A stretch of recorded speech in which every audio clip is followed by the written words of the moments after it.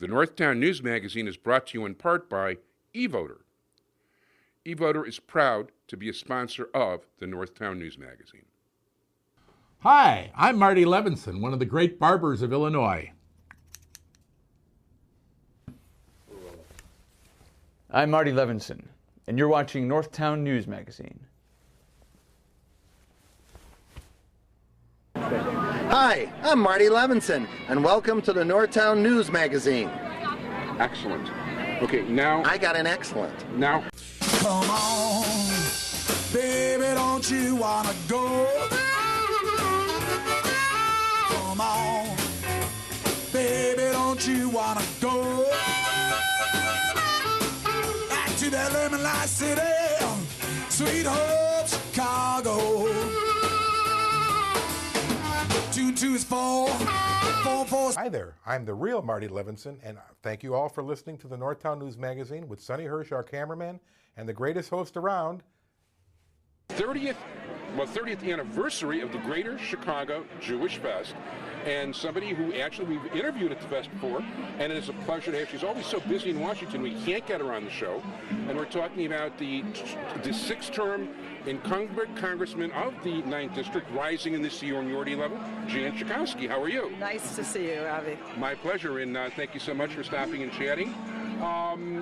You've really risen, to various committees that I might not have expected you to be on. You're on the Intelligence Committee these days? Right. I think probably people, when I first went to Congress, wouldn't picture me on the Intelligence Committee, but it's right. It's been a little bit out of my lane, but a fascinating challenge because the Congress of the United States doesn't even know all of the things that our country is doing to keep us safe. But the Intelligence Committee has a very important role in not only learning about those things, but I chair the Oversight and Investigations Committee of the Intelligence Committee, so I play a especially important role there. Definitely. Are you finding a lot of oversights and things? Well, this is a community, the intelligence community, that's kind of based on secrecy, so sometimes we have to prod a little bit in order to get the information, but our view is that we can be important partners in the security of the United States. That is, the Congress can. And so, yes, it's been a good relationship. Yeah, I mean, once upon a time I used to deal with the Mossad a little bit, when Jewish Chicago was a monthly. But are they a different kind of character? Is there a different personality involved with these kind of guys? Well, I just actually returned from Israel a few weeks ago, about a month ago, meeting with the intelligence community in Israel, and I'm very happy to say that our two intelligence communities are working hand in glove. Sometimes it seems like there's a tension between the United States and Israel, but certainly when it comes to our intelligence gathering and our intelligence work, there's no space between us. No, that sounds good. One of the things just came to mind. Are you involved at all with the whole thing with Jonathan Pollard at all? Are you familiar with it? Yeah, I'm certainly familiar with Jonathan Pollard. I haven't really checked into that situation lately. He's certainly been in jail a very long time. And I know there are a lot of people who feel that this is a situation with two allies and that enough is enough. But I haven't heard much even from my constituents of late. Now let's talk about your record with Israel. You've got a pretty good voting record overall. There's no question about it. And you even signed the letter, which actually a lot of the Democratic leadership didn't. Am I mistaken? We checked the other day, and when it comes to AIPAC, which is the primary advocacy organization, although there's a new organization, J Street, which I work with both, which is a surprise to some. But I have 100% voting record and record of signing letters that AIPAC has sponsored, because the Jewish delegation does play a very important role in the Congress, and we feel ourselves responsible for looking out in a special way for the interests of Israel, our closest ally, our only real ally in the Middle East. I agree, the only real ally in the Middle East. Or the only most reliable ally. I don't know why I'm telling you, you're in the Intelligence Committee, so right. you should know 3,000 times more than what I know about the subject. Are there particular subjects? What is it you'd like to accomplish at this point? I mean, you've got seniority, and you've got seniority, you've been there a while, you've been able to accomplish some stuff. I know the more you go up the ladder, the more you're able to accomplish. What is it that you like to see? Well, I just came back from Louisiana last week where our Energy and Commerce Committee held a hearing talking to the widows of 2 of the workers on the oil rig who died, a shrimper, a real estate person, just the business community that's really suffering from this horrific oil. It's a gusher, not just a spill. And I think that if this isn't a wake-up call, that we need to move off of oil. We just did this Iran Sanctions Act. Iran has provided oil to a good part of the rest of the world. What if the United States of America were the provider of alternative energy technologies that could really free the whole world from its dependence on oil, and dependence on oil from very unstable places that certainly are unfriendly to the United States of America. And so that's what I think we ought to take this opportunity of this horrible crisis to do something about our energy future. We're putting an awful lot of money down our enemies' wallets. Yes, we are. What is your feeling about nuclear energy? Well, I am not a fan of nuclear energy, although the technologies are safer now, and it is being posed as certainly a clean energy alternative. I would much prefer to see solar and wind and water and really clean and renewable energies, because we still haven't totally solved the problem of the nuclear waste and just the dangers of the nuclear plants. One thing I got to ask you, and I'm sorry, but people are going to kill me if I don't at least ask you. Sure. You know what? And I pretty much know, well, I almost know the answer myself, but I have to ask you. You were together in the same stage with Helen Thomas before she made her comment. Yes, I was. Okay. Well, first of all, I had no idea that Helen Thomas was capable of saying such a hateful, go back to Germany and Poland, where millions of Jews were killed. I'd like to attribute it to the fact that, well, she'll be 90 years old and she just kind of, lost her head over that. But, the sad thing is that this is a woman for, her lifelong career really lifted herself in journalism and women in journalism, and to end with this kind of statement just absolutely, totally shocked me. Anybody who was at that event, nothing ever that would indicate that would come out of her mouth. She was funny and witty and congenial, and there was no sign of bigotry of any sort. So I was really just shocked and saddened and horrified.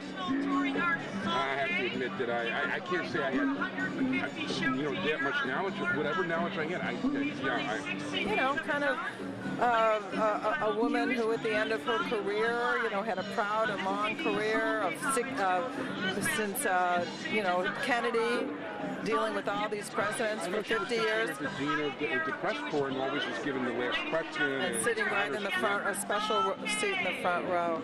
She embarrassed herself, certainly, and insulted so many people. People have been telling me lately that you do a lot of work with certain Jewish organizations within the area. Well, I'll tell you, whenever I'm invited to any Jewish organization to come out, be it Keshet, which is a big favorite of mine. I just met with the Orthodox Union in my district. I am a member of Beth Emes Synagogue, and occasionally I've done Devor Torahs there. So, it's who I am, and I try and show up. Now, how was you were at a town hall meeting at Ortoro? How did you find that? Yeah, you know, there were a lot of people who are concerned about Barack Obama and don't totally believe that he really has the best interest of Israel at heart. I know Barack Obama, saying it doesn't necessarily mean people will believe it, but I know that this is somebody who in his heart is totally with the state of Israel, and what he wants to see is a safe and secure and permanent Jewish state of Israel, and that's what I want too. That's great. What would you like to add? Just that I really applaud the weather committee of the Jewish festival for making sure that, at least so far, the rain is not here, and it's been a really exciting and wonderful time. Thank God. I want to thank Alex Armour, who I dealt with this time, and I also want to thank Leslie, who, even though I didn't deal with directly this time, has always been helpful. Yes. And I've tried to get you on the show, and you're more than welcome to come back before the election again. Thank you. And thank you so much. It's always a pleasure to speak to you. It's good to talk to you. Thank you.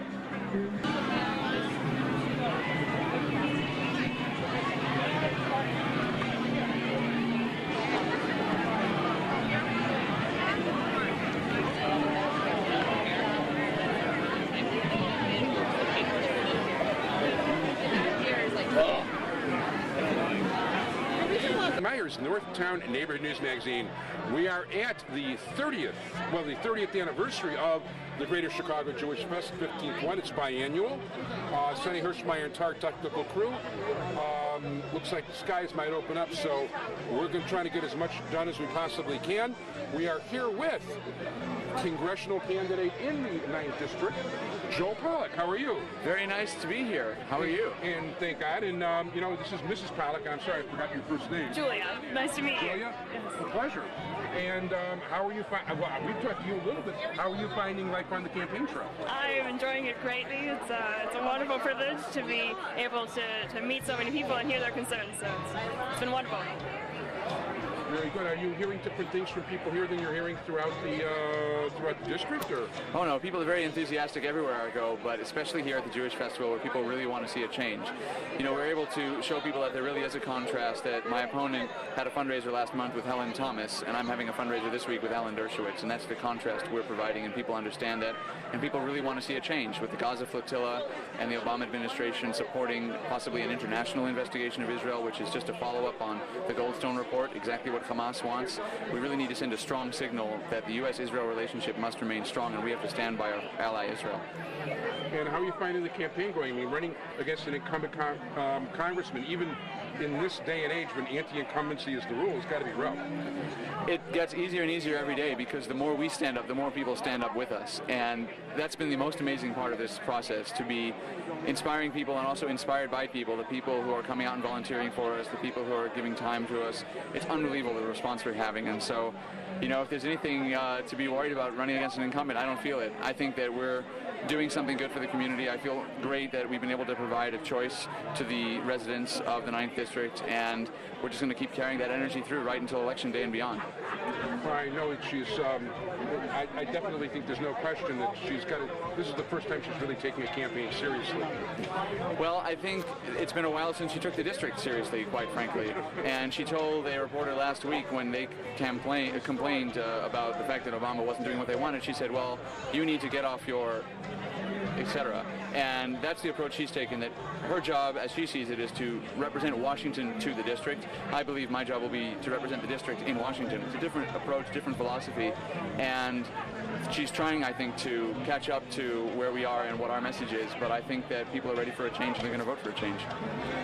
And how many campaign stops a day are you making? This is number 3, and we're going to keep going. We've got Chabad dinner we'll be at later tonight, then another visit to another radio station, and we're just going around the clock as much as we can. We just going as hard as we can from now until November, each and every day.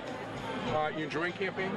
I do. I'm enjoying it very much, and we're going to be working as hard as we possibly can over the next weeks and months to bring a fresh start to the district. Yeah, how long have you two been married? We've only been married 5.5 months. We got married in December. Ah, monster. 30th. Thank you. Okay, it should be with lots of Yiddish Shanakas and many happy, healthy, wonderful years. If people would like to contact your campaign, Our website is www.pollakforcongress, POLLAKFOR Congress.com, or they can just Google me, Joel Pollak, and they'll find me on the web.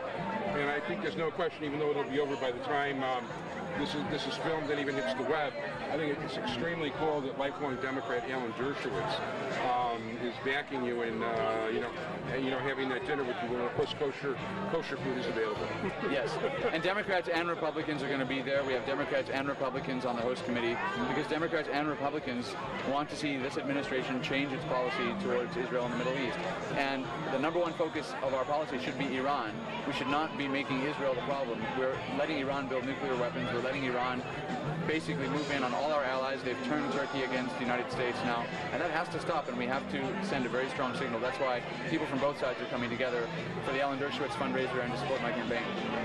We want to wish you luck. I know people are watching me because I see the numbers and clicks you get when you're on YouTube, and even though your next appearance hasn't been on the air yet, that's getting hit like crazy, and your first appearance is in our top 20 all time, which is pretty good. So anyway, good luck, Joe, on the campaign trail. See you. And a pleasure meeting you. Nice meeting you too. Thank you.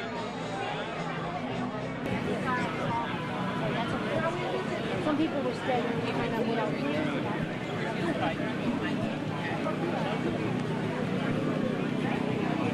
Avi Meyers, Northtown Neighborhood News Magazine, a presentation of Sonny Hirsch and myself. We are here at the Greater Chicago Jewish Fest. Temperature's great. It's a bit overcast, but there's no rain. And given the humidity, it can be a little cooler. That's just fine. We are here at the Protect Our Heritage PAC, and we are here with Izzy Weinswide, Beverly Sandler, Wendy Wagner, Larry Greenberg.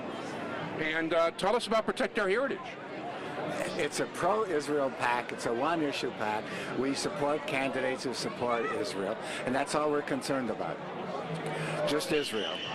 So we're not interested in abortion. We're not interested in anything else. We're just interested in making sure we get congressional support for Israel. Now, the PAC's been around a while. Yes.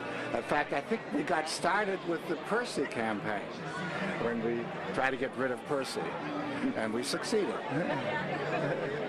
And admirably. Yes, yes. And also, what was the guy's name? Finley. Finley, yes, we got rid of him too. Yeah, that was Dick Durbin. Yes, yes. And that was Dick Durbin. It was interesting because that was a campaign in Springfield downstate, right, where all the money coming in was from Israeli interests and Arab interests. Right. Yeah, Paul Finley wrote in his book that basically he was defeated by the Jewish lobby. Of course. Good for him. Well, we've been around for 27 years because there's always been threats to Israel, but as the volume needs to be turned up at this point in time with the Iranian threat, and there's no looking the other way anymore. I mean, it doesn't matter if you're a Democrat or a Republican. The Iranians don't care what you are. They only want Israel to be destroyed, and they're going to find a way to do it if we don't stop them. And our part here plays a huge role. This country has to support Israel. Israel has always relied on the support of this country. We have the same values, the same intentions. Thank God we have the Christian support today. And, it's a matter of creating the clarity so that people understand that the enemy of Israel cannot be sitting in the halls of Congress. We cannot allow it to happen. It's the worst thing for Israel. It's the worst thing for this country. Anybody that loves this country understands that we have to stand with Israel. I agree. Another thing is, I'm worried that people don't understand that this is not a one-way street. It's not a question of Americans supporting Israel because Israel's desperate for our support.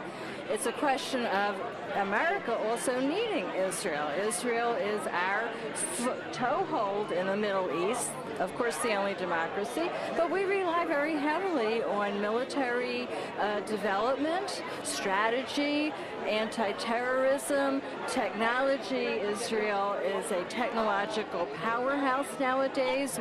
A lot of medical devices have originated in Israel. The cell phone technology that was developed in Israel. So you practically can't live an American lifestyle without using Israeli inventions. And so we rely on them too. And it's not just the technology transfer, which is really a big thing that most people are not aware of. Really, Israel is out there doing America's dirty work in this world of Islamofascism, and having weak members of Congress who may buy off on this Western guilt attitude is not helpful to the Western world in general. And so we think Israel needs support in Congress for that reason, and Congress also needs to recognize the fact that Israel is out there doing what we will probably eventually have to do. I want to thank all of you very much. If people would like to contact Protect Our Heritage.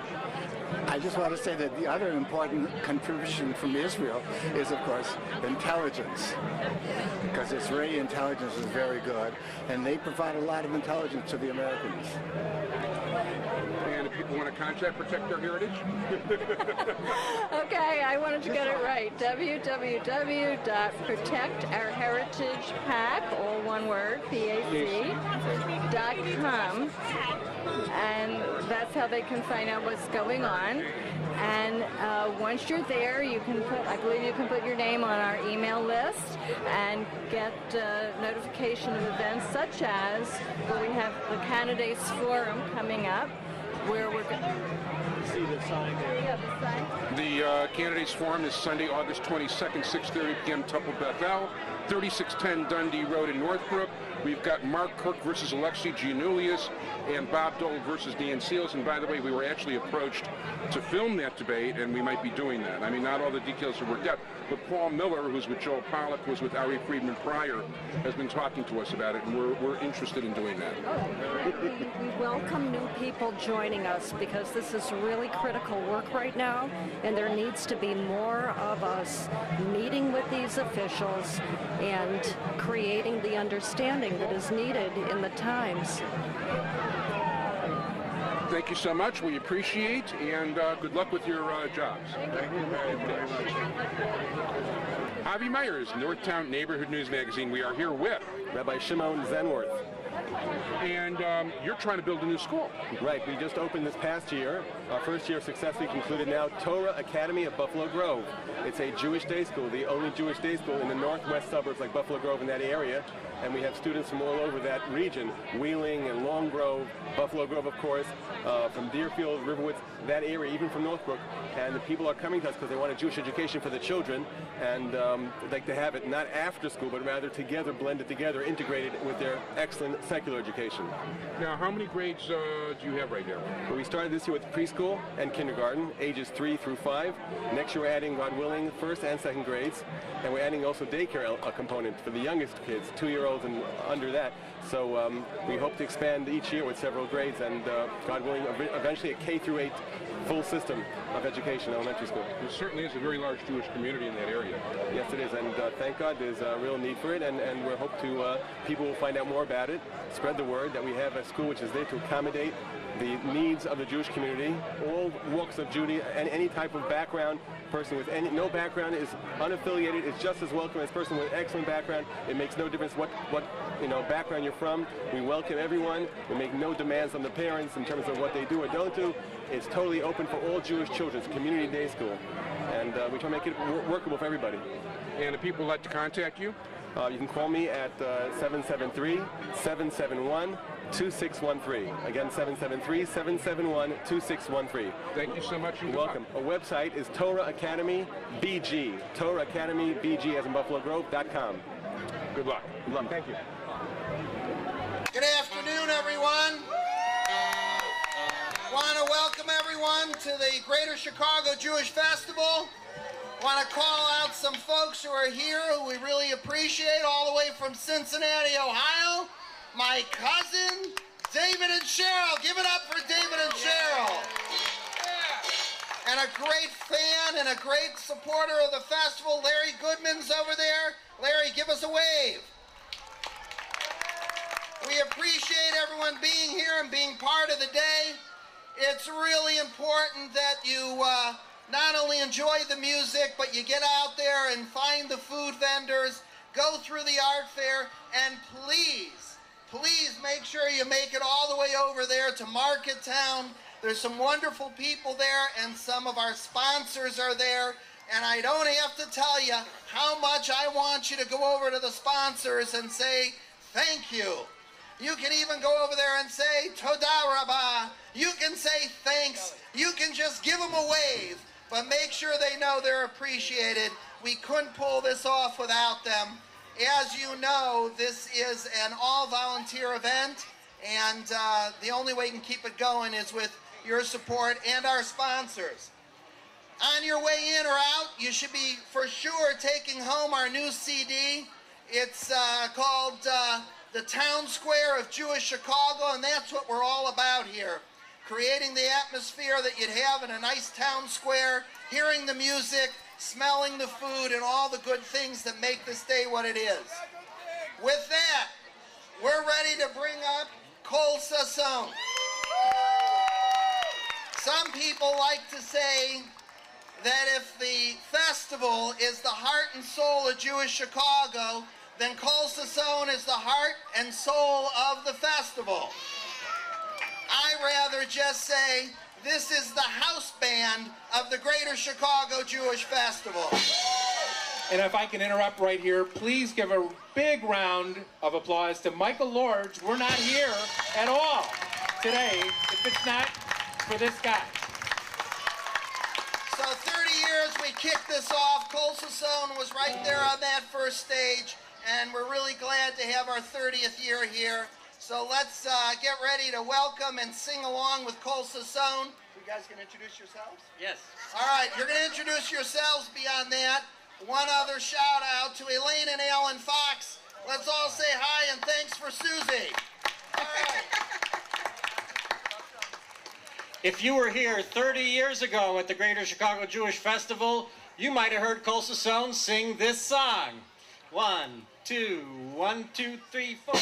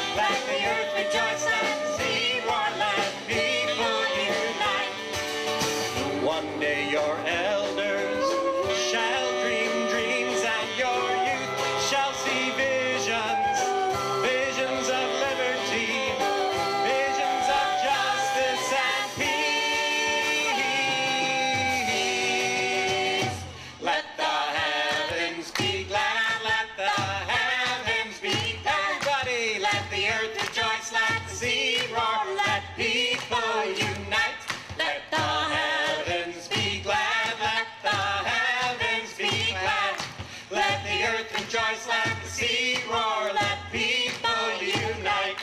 Let America.